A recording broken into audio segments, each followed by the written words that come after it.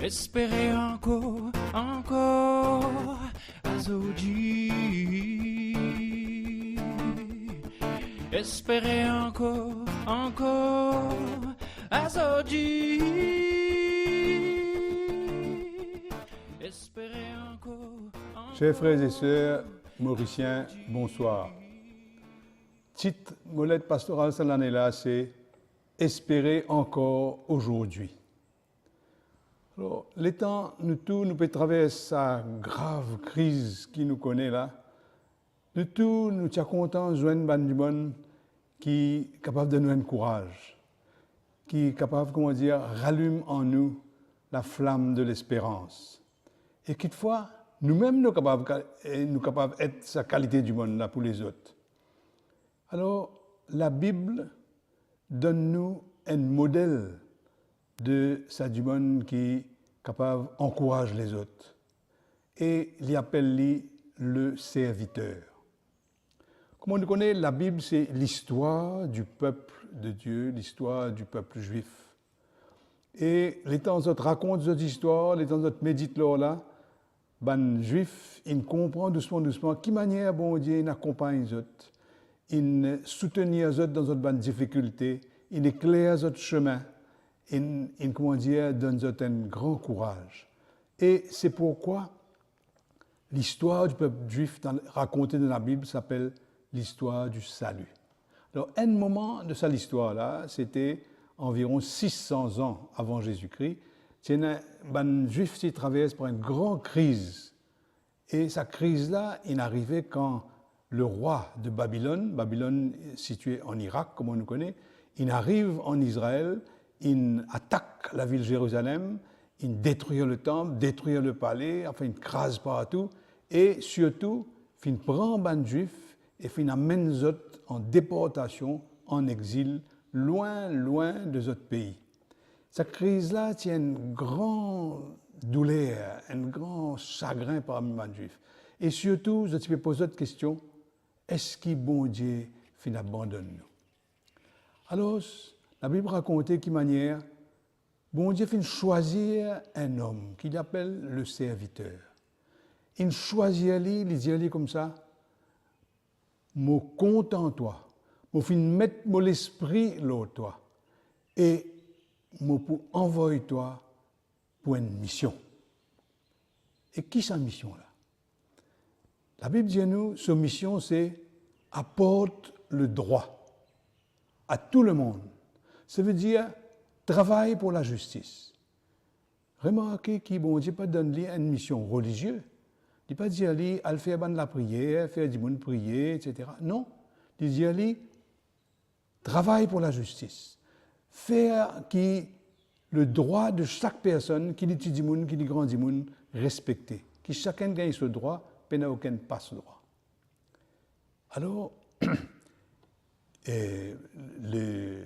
le serviteur, pour lui faire sa mission-là, il comprend que bon Dieu peut dire, dans un temps de crise, ce n'est pas le moment pour chacun à le droit sur l'intérêt, pour chacun à le droit sur l'avantage. Au contraire, c'est le moment pour travailler pour le bien commun.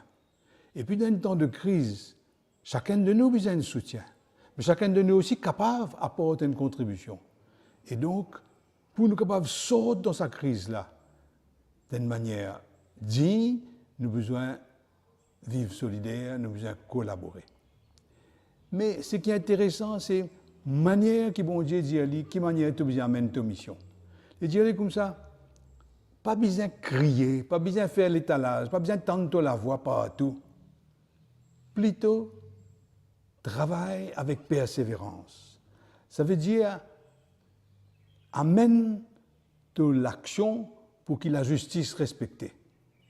Et puis ça encourage du monde qui peut faire un bon travail et qui peut collaborer dans sa mission-là.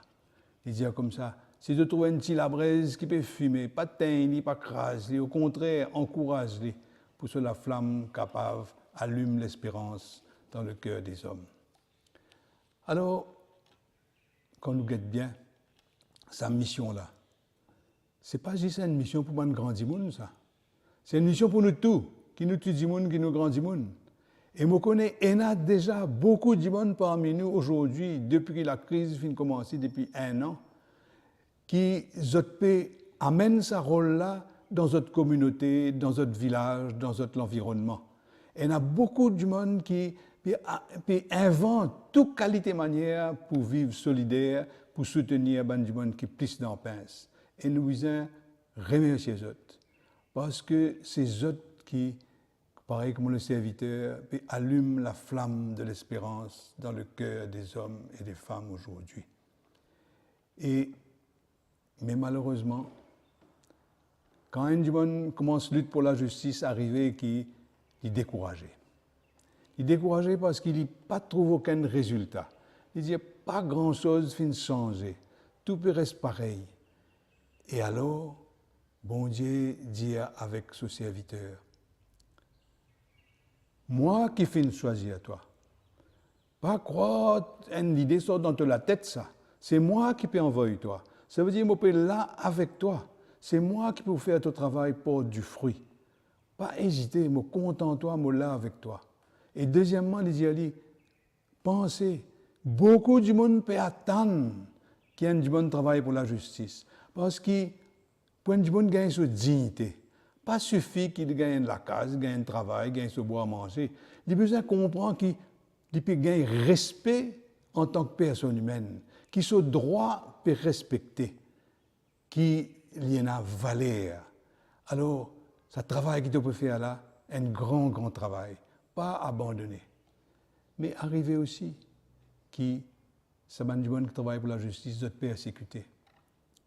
Pas de la rire, bouffonne, ou bien mettre un lac. Mais, bon Dieu dit aux autres, c'est du monde qui est persécuté là. Croire, mon cause avec toi. Est-ce qu'il te content écouter? Moi là pour donner-toi un réconfort, pour donner-toi un courage. Est-ce qu'il te disposé pour écouter? Il dit comme ça. Tous les grands matins, mon cause avec toi. Prends de la Bible ouverte, écoutez. Et là, toi vas gagner un réconfort, un soulagement. Et là, toi, à ton tour, tu es capable de réconforter les autres. Dans l'Évangile, Jésus dit à nous comme ça, heureux ceux qui ont faim et soif de justice, ils seront rassasiés. Heureux ceux qui sont persécutés pour la justice, ils auront leur récompense. Ça veut dire Jésus dit à nous, pas peur, allez de l'avant, luttez, travaillez pour la justice. C'est ça même que tout le monde peut attendre. Et c'est ça même qui vous rallume la flamme de l'espérance dans le cœur des hommes et des femmes aujourd'hui. Merci. Espérer encore, Azodi.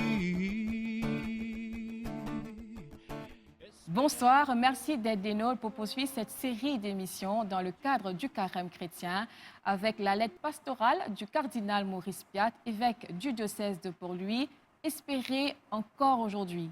Les émissions précédentes nous ont permis d'entendre à travers les témoignages des invités de comprendre que malgré les difficultés qui perdurent en ce temps de pandémie, eh bien, il y a cette capacité de résilience, de rebondir, de se remettre debout. Aujourd'hui, on va faire un pas de plus avec notre invité. Nous avons le plaisir d'accueillir ce soir Clara Kalou. Bonsoir. Bonsoir, Annabella. Merci de nous accorder ce moment. Vous êtes directrice de Positive Management Limited et un des piliers de Entrepreneur on the Move. En quoi consiste justement Entrepreneur on the Move et comment cela a commencé? Merci de m'avoir invité sur ce plateau, Annabella. Il y a 2 ans, quelques amis qui sont tous des entrepreneurs, on se réunit, on se dit comment travailler ensemble parce qu'on est complémentaires. Moi, je suis dans tout ce qui est business, donc on se voit avec d'autres qui sont dans les finances, la loi, etc. Et après quelques temps, on s'est dit, bon, mondialement, il faut savoir que l'entrepreneuriat est en train de prendre de l'essor. On s'est dit comment encourager les gens à devenir des entrepreneurs. Et à partir de là, il y a eu des discussions et on a mis sur pied Entrepreneur on the Move. Et c'était bien avant que le pape n'arrive, c'était à peu près 6 mois avant que le pape arrive. Et voilà que quand le pape arrive dans son message, on se retrouve totalement dans ce qu'il voulait faire, c'est-à-dire que encourager les gens à se mettre debout, croire en eux et avancer. Suite à ça, on a eu le Covid, comme si on était un peu éclairé de ce qui allait arriver. Heureusement, parce que ça nous a permis pendant tout le Covid de travailler à distance sur des sujets d'intérêt pour tous les entrepreneurs. Mais dedans, nous avons travaillé à mettre sur pied l'entrepreneuriat autour de la personne, en prenant en compte que derrière, nous avons des gens avec beaucoup de problèmes. Et nous avons développé des formations qui vont avec des sujets tels que le leadership, mais rattachés aussi à la foi, pour dire que pas seulement l'entrepreneuriat, mais en faisant aussi grandement la place à l'humain. Et avoir quand même des valeurs, c'est-à-dire travailler, oui, pour gagner son pain, mais aussi travailler pour la communauté. Et là est venu l'esprit de faire des sujets d'intérêt autour de l'entrepreneuriat que l'entrepreneur doit comprendre. Par exemple, il y a le leadership, mais le leadership et la foi. On va parler aussi de la comptabilité avec des gens qui nous accompagnent, qui sont dans des banques et qui viennent vous dire, quand vous envoyez votre tête de demande d'emprunt, qu'est-ce qu'ils regardent? Donc, mieux préparer la personne. On a aussi un topic sur la psychologie parce qu'on a réalisé que beaucoup de personnes n'arrivent pas à avancer parce qu'ils ont des nœuds dans la vie. Un vécu, on lui a dit qu'il ne peut pas devenir entrepreneur, il manque confiance en lui.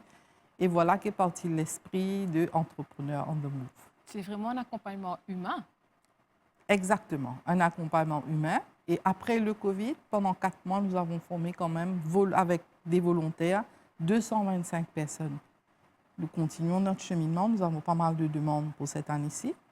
Mais comme on a dit, c'est Entrepreneur on the Move. Donc, il faut continuer. Ben oui. Donc là, j'ai déjà fini avec la phase 1 où je passe la main à d'autres personnes. Et c'est extraordinaire de voir que d'autres personnes se rejoignent comme des pèlerins en marche et ils reprennent le flambeau.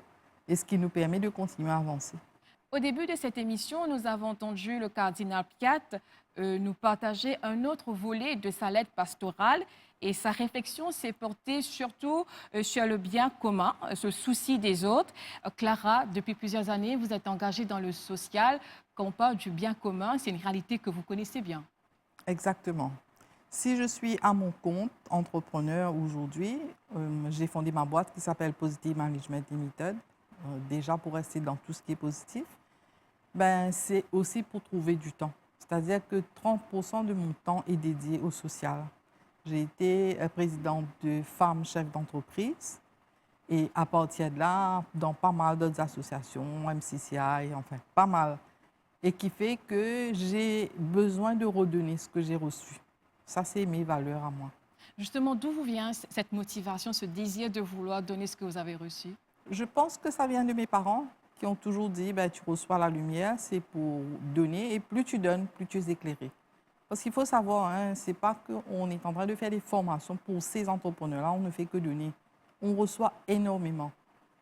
C'est très riche. Il y a des partages, on grandit, on sort de là grandi, on sort de là positif, on sort de là le cœur léger, et ce qui nous aide à continuer d'avancer.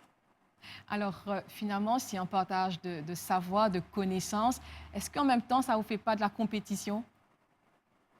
La compétition, je ne vois pas comment, parce que ça n'a rien à faire avec le business, dans le sens que ces entrepreneurs, ce ne sont pas mes clients. En fait, j'ai des clients, on va dire corporate clients, comme on dit. Et ce que nous faisons avec Entrepreneur on the Move, c'est vraiment bénévole. Mais j'aimerais attirer l'attention que nous avions pensé à ce projet, surtout pour les personnes petites qui veulent commencer. Mais grande fut notre surprise de voir des personnes de corporates qui ont été des managers ou qui ont perdu leur emploi ou qui étaient en passe de perdre leur emploi ou qui ont 40% de moins de salaire et qui soudain se retrouvent à devoir se réinventer. Donc le mot-clé est se réinventer. Donc, je crois que Covid est venu nous donner l'occasion de nous arrêter. Vous avez été témoin de ces beaux jours d'espérance? Ah, définitivement, définitivement. Et je puis partager avec vous la partie où j'ai le plus aimé, c'est que ce n'est pas seulement un entrepreneur. On est arrivé à faire plusieurs entrepreneurs travailler ensemble, ce qu'on appelle en circulaire. Donc, celui-là, il est pâtissier, mais il y a quelqu'un qui vend des œufs dans son quartier. On essaye de rester dans le quartier. Ben, pourquoi ne pas acheter avec lui? Et de fil en aiguille, parce qu'il était pâtissier, lui, au départ, dans un grand hôtel. Vite fait, il a des commandes, mais on lui dit, tu n'offres pas un peu de snacks? Ben, il n'offre pas, mais il y a un autre entrepreneur qui offre des snacks. Celui-là, il fait la sono. Et de fil en aiguille, voilà une équipe qui se forme. J'ai une autre qui fleuriste. Oui. Une solidarité, une entente. Mais par là même, ben, ils arrivent à cheminer ensemble et ils se renforcent. La formation est sur 5 semaines, d'une durée de 3 heures chaque mardi. Donc, on commence à 6 heures le soir pour finir à 9 heures du soir, justement pour donner l'opportunité à tout le monde de pouvoir venir. Mais à Cassis, par exemple, nous avons donné les cours, ils continuent de se voir, continuent de se construire. Et ils sont en demande. Mais il faut aussi faire attention dans l'aspect où on a dû bien réfléchir qu'on ne veut pas tenir l'entrepreneur par la main. Un entrepreneur doit aller vers l'information. On met à disposition les informations. On ne va pas lui prendre la main pour aller à la banque, pour aller faire des démarches avec lui. Sinon, on ne va pas l'aider. Ce n'est pas vraiment l'aider. On peut l'éclairer, on peut lui dire par quel chemin passer. C'est l'accompagnement. Voilà, l'accompagnement. Mais maintenant, la demande est grande, déjà pour la phase 1 du Entrepreneur on the Move. Et en ce moment, je suis avec l'équipe dans la phase 2 de réflexion. C'est-à-dire, il n'y a pas un dessin déjà établi. On avance selon la demande. Donc, la phase 2 est d'étudier la demande. Et la phase 3, on vient maintenant répondre à cette demande-là dans le sens où peut-être qu'il y a pas mal qui sont, allons dire, dans la préparation alimentaire, mais ils ont besoin de savoir la sécurité alimentaire. De quoi il s'agit? Il y a une loi, l'étiquetage, les dates de péremption, le type d'emballage qu'il faut utiliser, mieux présenter leurs produits. Et comme ça se décline et au fur et à mesure, on va avancer avec eux. Nous arrivons presque à la fin de l'émission. Il y a des personnes qui peinent toujours à sortir la tête hors de l'eau, qui se disent mais c'est difficile de changer de filière professionnelle au jour de lendemain. Y a-t-il un message d'espérance pour ces personnes qui nous regardent? Il faut rester positif. Il y a toujours des opportunités. Mais si on va rester à se lamenter, ben on n'aura que des larmes aux yeux, on ne va rien voir. Donc il faut se réinventer. Moi, j'y crois fermement. Et je dis souvent, c'est l'occasion pour quelqu'un de faire quelque chose qui le passionne. Parce qu'au départ, un entrepreneur doit faire quelque chose qui le passionne. Et c'est là où il va faire avec le cœur et il va avancer. Si toutefois il y a des personnes qui nous regardent et souhaiteraient justement se faire accompagner dans ce domaine pour pouvoir améliorer dans leur business ou bien lancer une entreprise ou comme vous avez partagé un petit peu plus tôt, comment doivent-ils s'y prendre? Toute la partie administrative et logistique est prise en responsabilité par ICJM. Donc, il faudra contacter ICJM, mais je tiens à dire... Voilà, mais je tiens à dire que c'est ouvert à tout le monde parce que nous prônons l'intégration de l'humain. Donc, il n'y a pas de différence, de barrière, de tout ça. Il n'y a pas de distinction de petit, de grand, de couleur, de race, de quoi que ce soit. Donc, on est là pour aider les gens à travers les formations, l'accompagnement. Ben, tout le monde est bienvenu. Et par là même, puisque nous avons pas mal de demandes, je demanderai aussi à ceux qui veulent venir donner un coup de main volontairement, parce que tout ça est bénévole, de se mettre toujours en contact avec ICJM, parce que nous aurons besoin de bras, de personnes pour venir nous aider à pouvoir avancer. Eh bien, on espère que cet appel est entendu. Merci Clara d'être venue nous partager votre espérance dans l'homme et de croire que l'homme a cette capacité de rebondir, de se remettre debout malgré les difficultés. La magie, c'est la foi et la confiance en soi. Il n'y a pas plus que ça. Eh bien, c'est sur ces mots que cette émission prend fin. Merci de l'avoir suivie. Merci à tous ceux qui nous ont aidés à la préparer. Vous pouvez retrouver l'émission et les précédentes aussi sur les réseaux du Média diocésain. Bonsoir et bonne montée vers Pâques à tous. Espérez encore, Azodi. Espérez encore, Azodi. Espérez encore, Azodi.